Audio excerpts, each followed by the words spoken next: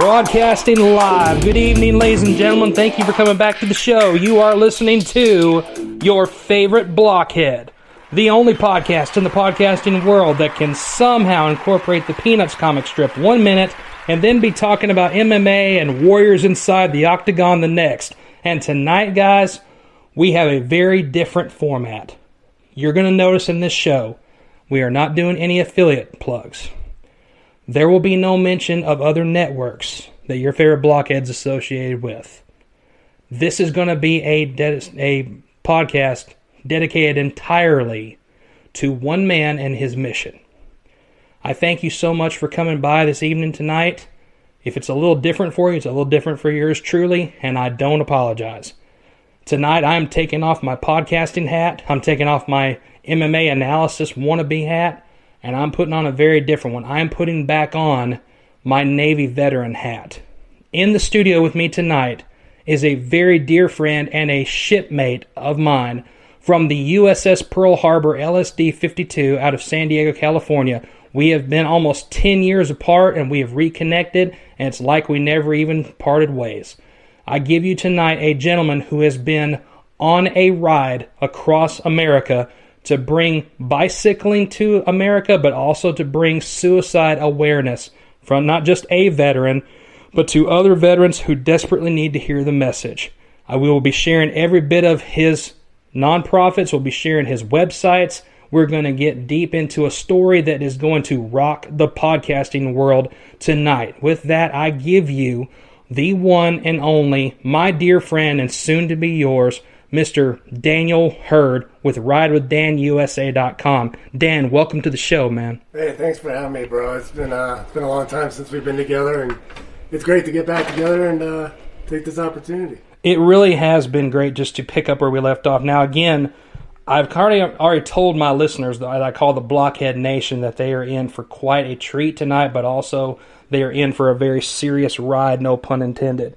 What I'd like to start with really is kind of give a quick introduction just of from your beginnings. I know you started off in Massachusetts. If you don't mind, briefly for the listeners that don't know, would you mind taking us down memory lane, what you're comfortable with, back to your roots of Massachusetts into the day that you actually joined the greatest Navy in the world? Could you walk us through that a little bit? Yeah, so I'll do a little brief. It's, I grew up in a childhood that wasn't the greatest, but it wasn't always the worst either.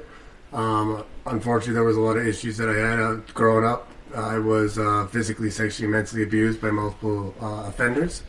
Started doing drugs at a very young age, and that led to harder drugs as I got older. Fortunately, that stopped to join the military, and unfortunately, before I joined the military, I attempted suicide. Fortunately for me, it was never reported, so it didn't affect my enlistment. And for me, that was actually one of the biggest reasons why to join was originally I thought if I was going to try to kill myself, I might as well go serve, and if I die over there. And I wasn't accepted into the Marines, so I joined the Navy instead. I was a little overweight too, so that definitely had a reason for it. But as much as you know, the Pearl Harbor wasn't the greatest command while we were there at all times. Right. We don't want to throw any real shade or anything on the command itself. It like the concept behind the USS Pearl Harbor to preserve its memory and to not allow it to happen again, sure, is important. We don't want to go through all those, but yes, no, I did serve along with you. You have your memories, I have mine, and I didn't mean to interrupt you there. Yeah, no, and that's the thing though is, so little that I know, joining the Navy and being on a ship actually distracted me and made it so that I didn't focus so much on my past. And during my time of service, I never once thought or considered suicide for me. But I also had a lot of other issues. I drank a lot of alcohol and had a lot of other things that I took as a substitute of not dealing with those problems. Sure. And then, when I got out of the Navy, after my 4 years in, I went back to Massachusetts after a year, stayed in California for an extra year. And then my issues started coming back out, I started unfortunately getting back into drugs, and the vices were there waiting for you. Yeah, the vices and everything else. Do you before we kind of go down that turn, I kind of skipped over this. Is there any, even though we shared on the same ship, do you have any special countries or any of the places that you visit that are special and near dear to your heart? Do you have any great camaraderie stories that maybe some of the listeners would love to hear from a veteran himself? Or well, I worked a lot, as you know, so touche. There. Just the people in general, like people like you and just other people throughout the ship. I always had an individual connection with everybody I met. Like we were talking earlier, we always had great conversations, and that's what I always remembered about you. And and for me, the country-wise, every country was different, but I enjoyed Thailand for a lot of reasons. Okay. Yeah. I can tell you my least favorite sport was Hawaii, but for a lot of other reasons. So, but that's 10 years ago now. Touche. I mean, that's so weird how like there's a contrast. Is like my favorite port was Pearl Harbor, Hawaii, just from my experiences. But Thailand wasn't one that really, even though I got to experience it, it doesn't really stand out as one of the top 10. But it's not really to just kind of drift down memory lane. It's just we've all got our different experiences, and sure, we all experienced them together, but we all experienced them individually too. And I have fond memories of Pearl Harbor, but at the same time, Thailand was kind of somewhere in the middle, I guess you could say. I wanted to bring a particular person into this story just so we can make sure that she is honored. That it's definitely by faith and by many courageous acts and other people loving on humanity why you're still here.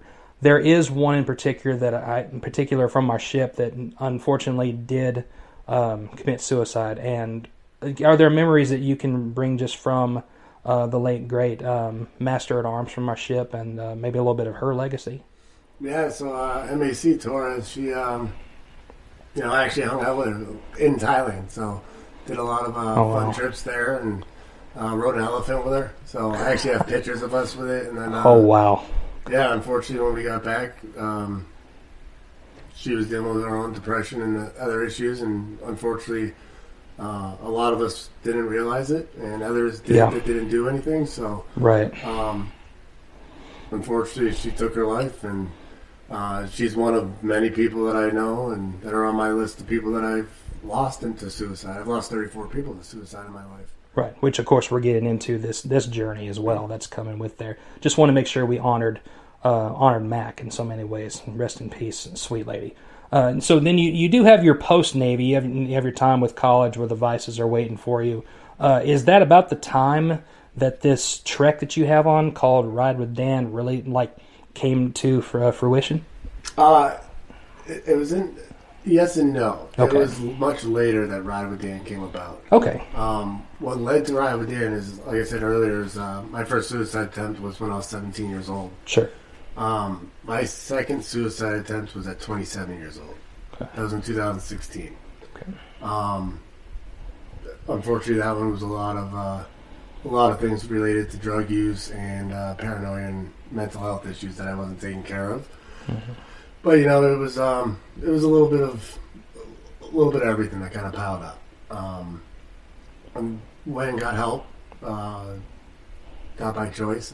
Thankful that I did, though. Somebody intervened on your behalf. Yeah. So it worked out, obviously.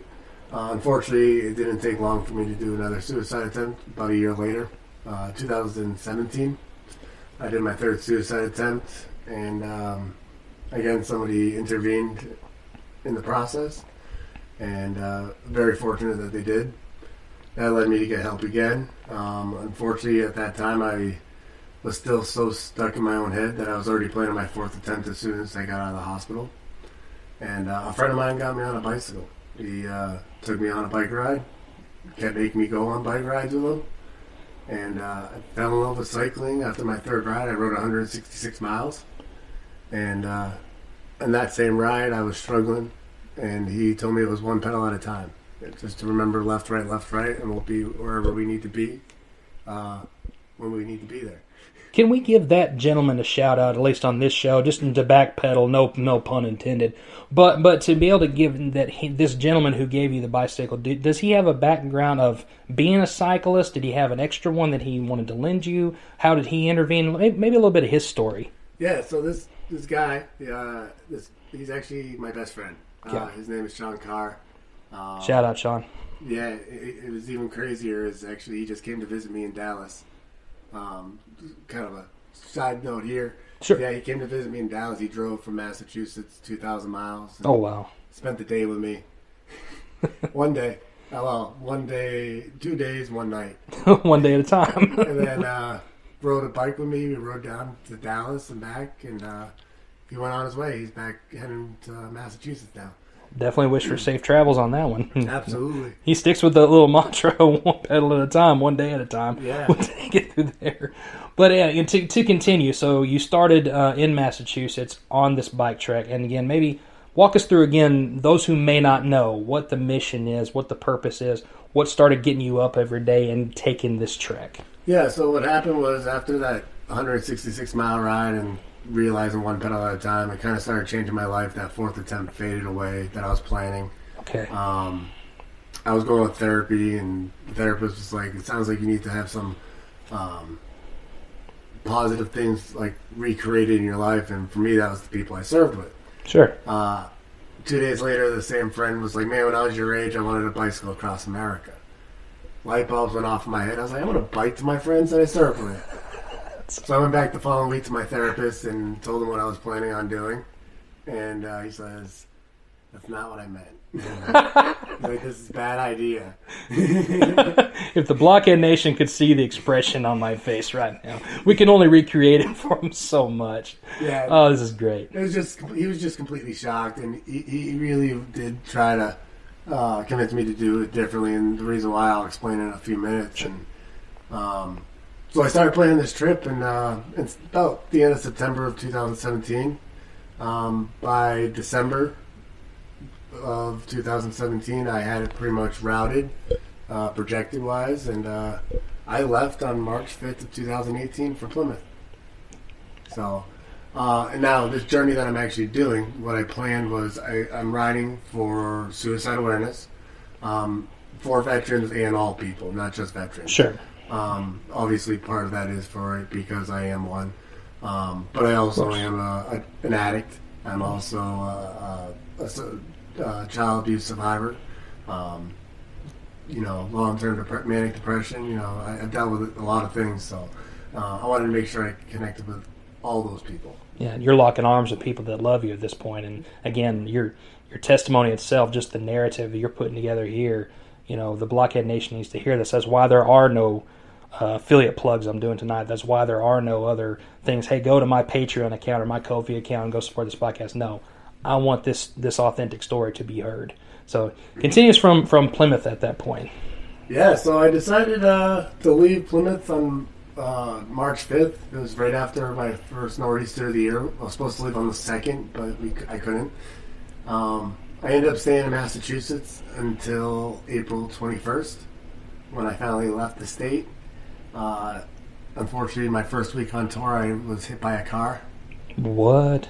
And so I needed about 3 weeks to heal for that. I had an asthma attack, so I ended up in the hospital for that. Pretty much just riding.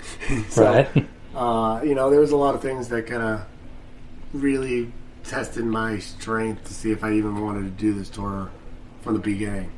And I wasn't going to let it stop me. I was ride or die. That was my mindset at the time when I first started this. I started the journey for myself, never mind helping anybody else.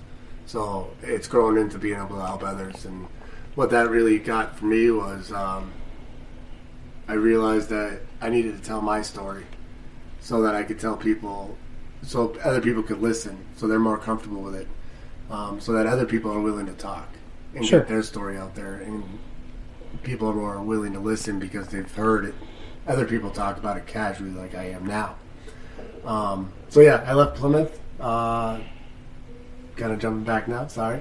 It's all good. But yeah, I left Plymouth.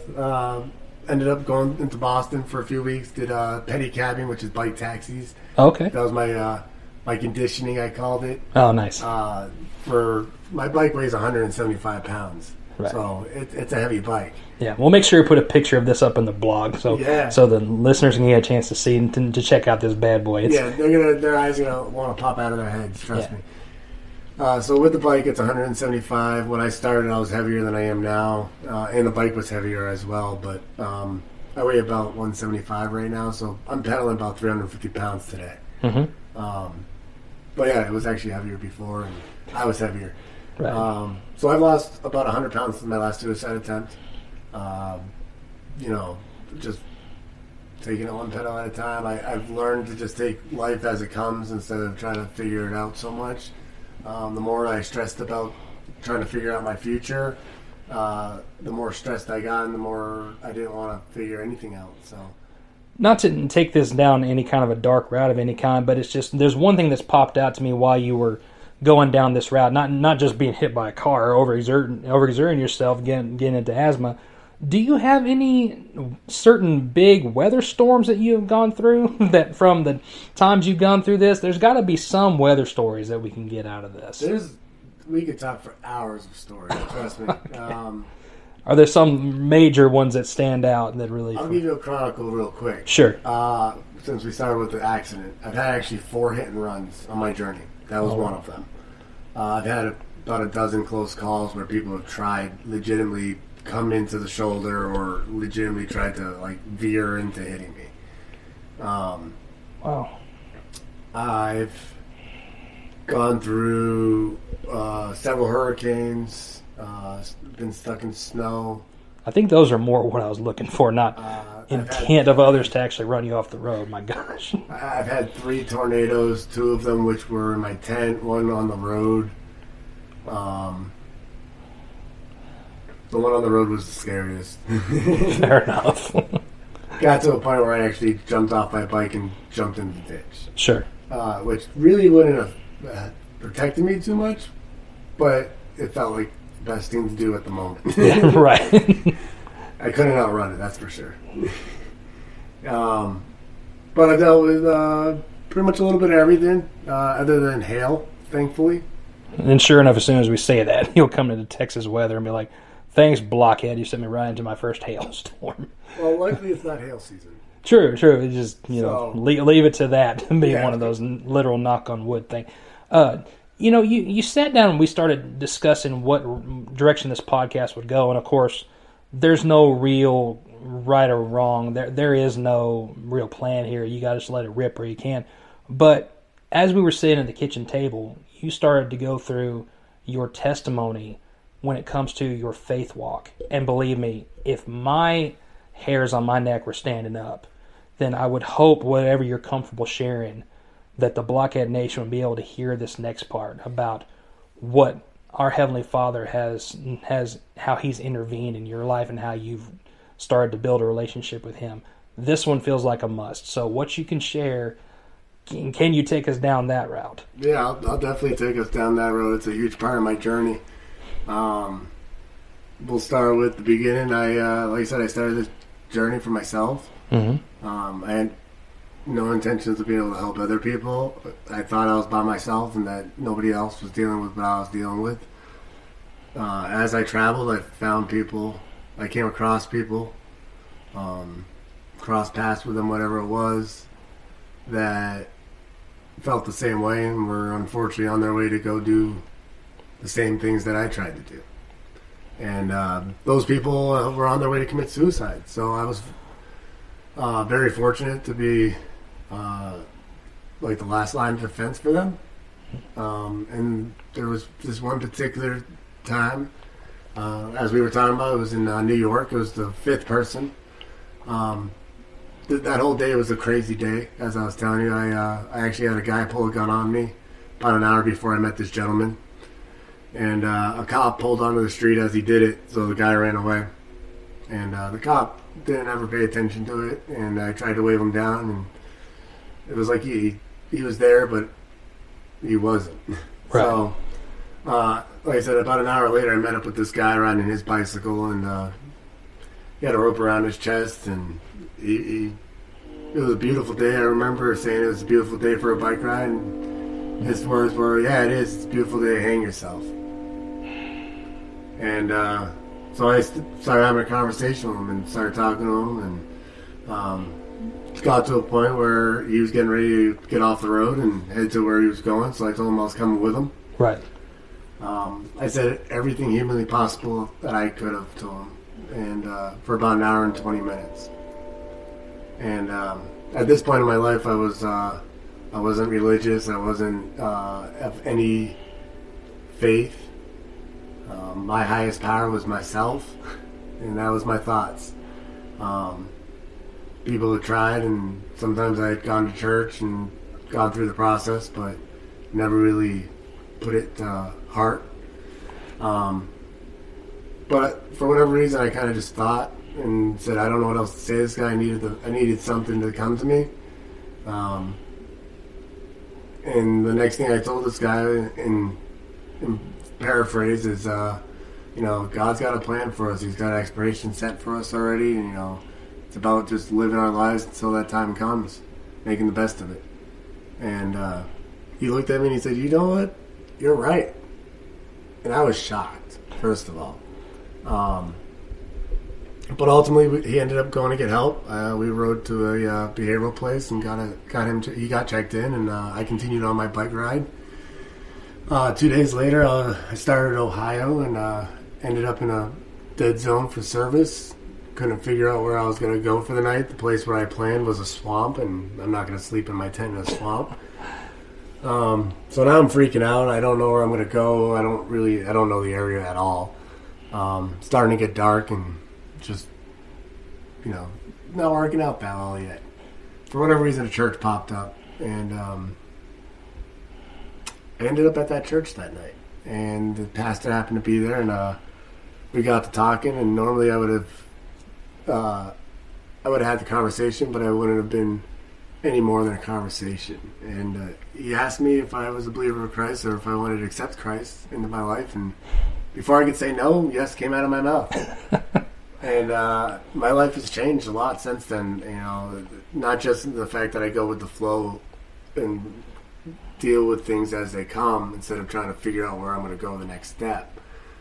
We always have to plan a little bit in the future. I'm not saying I don't plan at all, but I don't focus on it like I used to. And a lot of that is because I know God's got a bigger plan for me, and I'm just going with His plan now. I used to try to fight His plan, and every time I'd fight the plan and make it my plan again, I'd fail.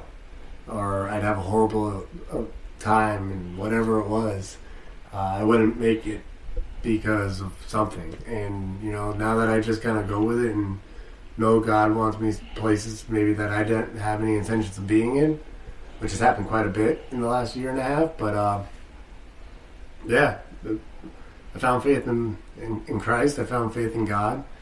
And it's not even just that. And I tell people all the time is I found faith in myself first. There was no possible way that I would have found faith in God if it wasn't for the way that I found Him.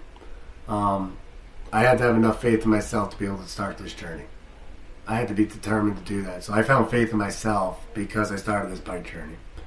As I continued this bike journey, met people throughout the journey, whatever the connection was, I found faith in humanity, which I had lost before I started this journey. And the reason why I found faith in humanity is for a lot of reasons. One, because people take me in and shelter me. People give me food. People give me funds to help fix my bike. And every once in a while I'll spoil myself with a hotel room. Part of my journey that I had to prove to myself and prove to other people was I'm doing it with no savings so that I can show people that deal with financial and daily struggles is that we can survive anything with nothing, or the basic needs that we already have, and that there are still good people in this world that are willing to help you regardless of if they know your whole story or not. And that's what I want to show people, and I'm proof of it. Today is 22 months on the road. Right. Done almost 14,000 miles. You got about 11 states to go at this point. 37th state. Yeah. I wouldn't be alive today if it wasn't the generosity of kind people. I don't panhandle. I don't ask for money. If people donate, they donate. I'm thankful for it. It goes very, very far. But, I also own a nonprofit organization that I started this year. Yeah. Which we'll get into more in a few. But, oh, you bet. It's I had to find faith in those three things. I had to find faith in myself. I had to find faith in humanity so that I could find faith in God. Unfortunately, there's so many people that don't have faith in God because they don't have faith in people. How are you going to have faith in something that you can't see or physically touch if you can't trust the things that you can physically see and touch in this world? And how can you trust those people if you don't trust yourself? Blockhead Nation, if there was 3 things I could tell you of how far we've come with this show already. We're only 25 minutes into this, but it feels always like a lifetime. But I can give you 3 things before we continue on into a couple other questions and also we get into the nonprofit organizations. 3 things I can say is this. Number 1, God is real. If you are doubting, I hope you will hear this story, hear this testimony. 2, you matter. I hope you're hearing that. I have to tell myself that often too. But it's all being brought to the light through the darkness. This is the light through the darkness that's happening here. 1, God is real. 2, you matter. And the third thing, you can't really tell a train to stop blowing its whistle during a podcast. So if you happen to hear that in the background, that's something I'm not going to edit out. But yes, we did just have a train go by our house while he's pouring out his heart, and I really can't literally shush that train as it goes by. So if you pick this up in the background, that's part of the Blockhead Nation right there. But all that coming through, are you familiar with TED Talks, Daniel? Yes, I am. So if you are, could you just imagine yourself, just for a second, you were given the opportunity to do a TED Talk, and you stepped out in front of that audience, and they turned on the camcorders and hit record, what would be the big message you would tell that group of people in that one sentence? This isn't a message for my listeners, but imagine you were given that chance to bring maybe it's the conclusion of your bike trek. When every single state's visited and you get to the end, maybe they go, we want you for a TED Talk. What would be your topic, and what would you discuss with that audience for that? That's a good question. I would, I obviously would talk about a couple things. Topic-wise, I would definitely talk about how important it is to explore. It doesn't matter if you're exploring all 48 states. Sure. Or if you're exploring the state that you've never been to next door to yours. Right. Or maybe it's the next county over that you've never been to. Right. Go explore. Be willing to explore. Grow. You can't just grow as a person by growing in a business side. You have to grow as a person on a adventurous side, an explorational side, and creativity. That creates all those things. Yeah. So it's very important to explore. Yeah, I figure a lot of people on TED Talks do have a lot of creative outlets that they discuss on there. That's why I was like, maybe there's something that you hadn't thought about that might come up through there. Yeah, so that's definitely part of it. But then it's also important. I would definitely obviously talk about the suicide awareness and the fact that, my biggest ride this year was 130 miles. Wow, 130. In one day. Wow. That's a lot of miles, right? Mm-hmm. That's the amount of people that commit suicide in the United States every day. Did you hear that, Blockhead Nation? That's how many. So every mile that I rode was a dedication to a person that we were going to lose that day. And every day since. And, we know those statistics. Those statistics are out there for everybody to see, but unfortunately we always overlook them, or it goes in one ear and out the other. And unfortunately, yeah. But when you hear it on a physical side, like I rode 130 miles, most people, including myself, sometimes I'm like, man, that's nuts. Mm-hmm. And there's other people that ride a couple hundred miles in a day, power to them, but not me. But you got to that 130 mile and just had that moment. I was determined to do that. Yeah, I wanted that as my dedication ride for the people that we lose, so that when people hear that number from me, that it really sinks in, and maybe that will give them the insight they need to be more involved, to be part of their community, to be part of the change. be part of the movement. And that's what part of the One Petal At A Time movement is about. Absolutely. Being part of it. I think that gives us a good little segue into the movement and also the nonprofit organizations. Go ahead and let those rip. Whatever you want to drop for this show, let's hear about them at this point. Well, so I'm going to tell you a few things. One, there was 3 things that I told myself I would never do. One was ride a bicycle. I rode motorcycles. I thought I was above cycling. Okay, yeah, the entitlement thing, maybe. The entitlement, I was above it. I was better than it. We stopped riding bicycles when we were a kid, when we got our license. Sure, yeah. The stigma with that. Mentality. Right. I was too old to be on a bicycle, ultimately. Well, cycling is way better for me than motorcycling. I love motorcycles still, but cycling itself doesn't. My therapy better for me. Sure. So that was my first one that I told myself I would never do. I went and got a business degree. I told myself I would never own a nonprofit organization. Well, enough people kept telling me I should start one, that I finally got it in my head that I should do it. And I met the perfect people, which are the Cardins out of Mobile, Alabama, that made that become a reality. Very cool. And it's called the One Petal At A Time movement.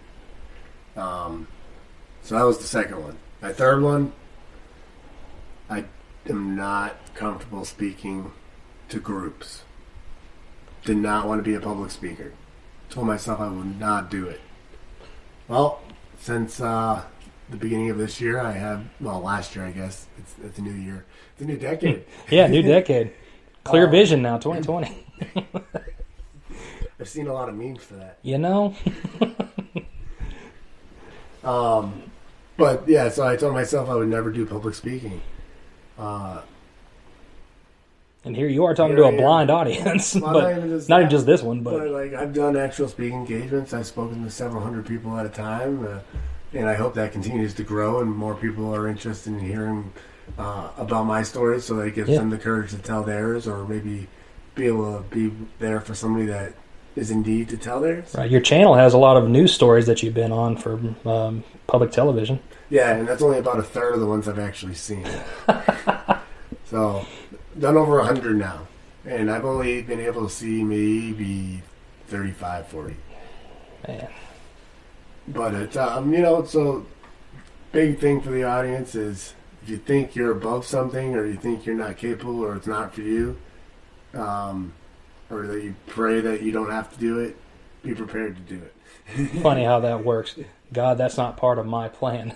How ironically, here you are. All 3 of those have been broken. Have all been broken. Oh, well, Happy New Year, Lieutenant Dan. You know what? I'm a pretty good cyclist. I'm not the best. I'm not the worst. I like to tell everybody I'm just an average guy that knows how to ride a bike, with really strong legs. Yeah. But those legs weren't always strong. I had to build up to that, and every day, even today, I rode 58 and some change miles. Mm-hmm. I saw the trek to my house, trying to keep everybody on the Blockhead Nation in anticipation. I was I'm not telling you who it is until he gets here. And sure enough, here we go. Happy New Year, Lieutenant Dan. In other words, that is literally on the back of your vest, if I'm not mistaken. It is, Lieutenant Dan. Yeah. Well, it's ironic also that I'm doing this bike ride because of Lieutenant Dan. Yeah.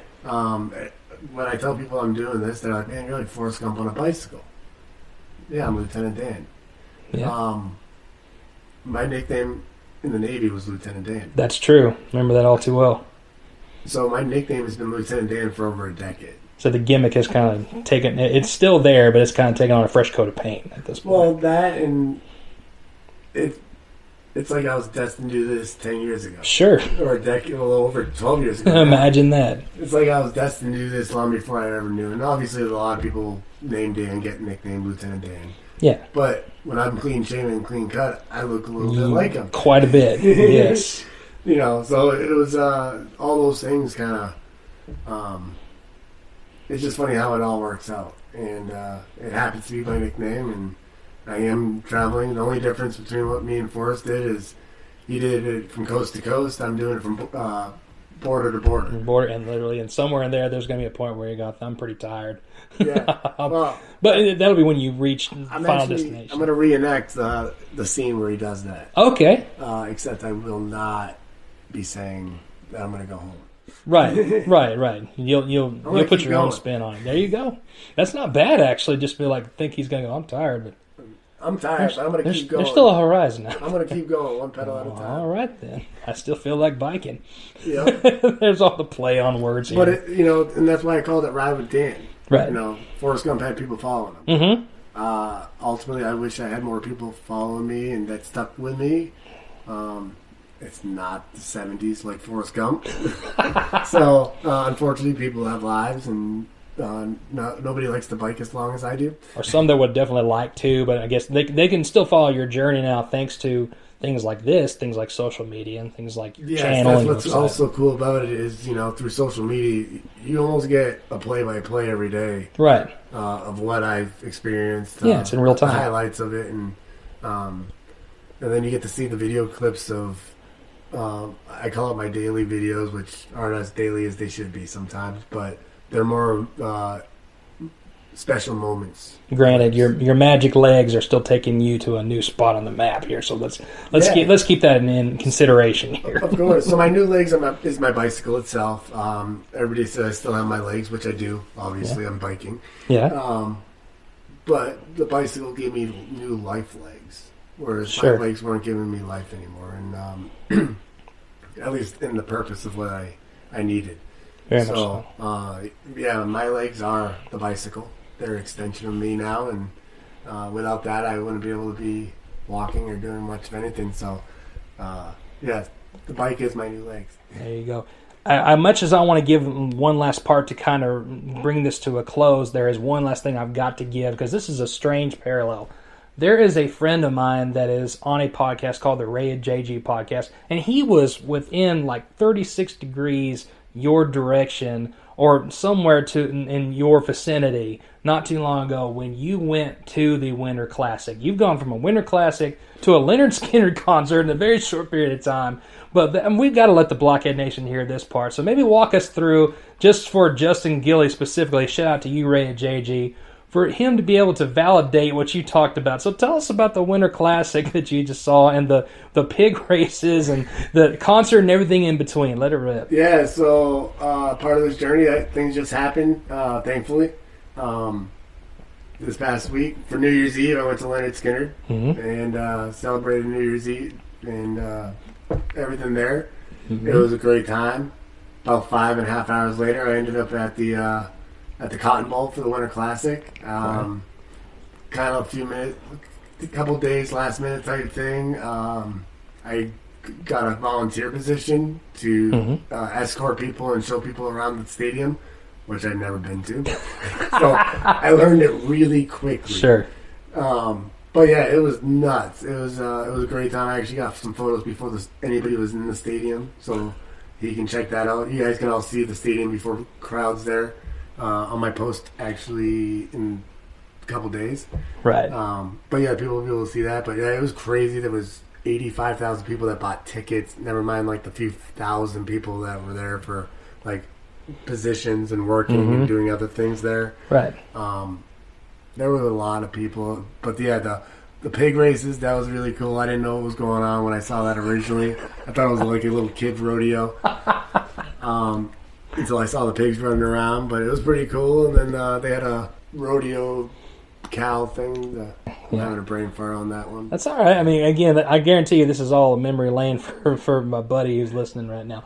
But that's just, and again, you're right. You've had opportunities not only to see things, but all of a sudden volunteer chances, a chance to meet Leonard Skinner. I think you met Brett Michaels or something like that. Yeah, so I didn't get to meet Leonard Skinner's group itself, but the fact that I got to go for free and I was in a suite for that. That was cool. Nice. And that was with some Navy vets that we know. Mm-hmm. But I got to meet Brett Michaels. Crazy story on how that happened, but ended up getting a free ticket, VIP ticket to meet him, and he had heard about my journey, so it was really cool. It happened to be on Veterans Day, so I got to go on stage and really great experience, and there's been that throughout my whole journey. I've met great people like Jeffrey Steele in Nashville. Nice. Country singer there, and big supporter for my nonprofit and for my ride. Happens to also be a cyclist. So, there's always these different people that have been part of it and made the journey a greater experience. So, Cool. That's the cool thing about this is you never know what's going to happen. Yeah. Blockhead Nation, again, as we kind of bring this towards the end tonight, it's just refreshing, one, to connect with an old friend, to reconnect with a shipmate, but also just kind of walk down memory lane. Just sometimes, let's not kid ourselves, those are not familiar. Veterans too often are going to carry their demons with them, and more often than not, we're better off when we lock arms with our brotherhood. When as the song says by Five Finger Death Punch, sometimes we do feel we are on the wrong side of heaven in so many ways. But you've honored so many people with this journey. You've honored so many that are listening tonight that might even be close to contemplating something like taking their own life. We're thankful just for your story. If this is what stops them and helps them continue taking it one step at a time, one pedal at a time, one day at a time, I'm so thankful for that testimony. This has just been powerful. I've been fighting back the tears a lot during this session. But if nobody heard anything else from you tonight, Dan, is there one big message that you would give, even though there's so many messages? This is just dripping with so many genuine lessons for all of us to take in. But if there's one thing that they could take just from you, we always do this with my listeners.